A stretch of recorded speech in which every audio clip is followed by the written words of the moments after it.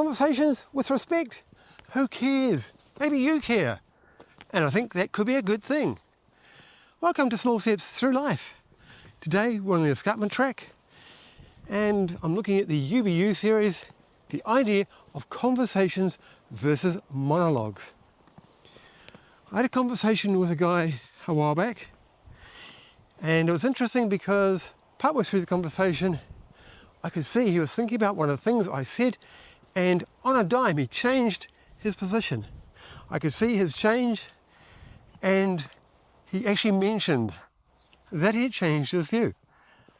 I felt honoured that he listened to me. It showed that he respected me and my view. And I already knew I respected his view. I like hearing new ideas.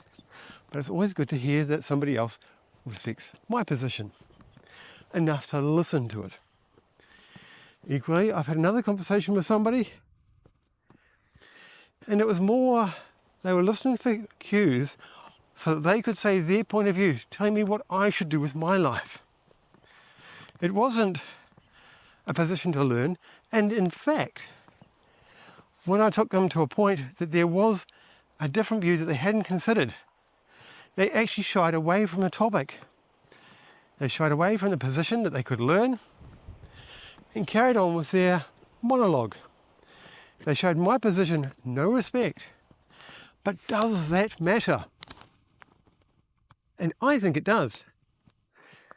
Because if we listen to people and they don't respect our position enough to listen, but we keep giving them time, then we're telling ourselves we're not worth listening to because we are accepting something that we shouldn't. We should expect at least a degree of respect, enough to be heard.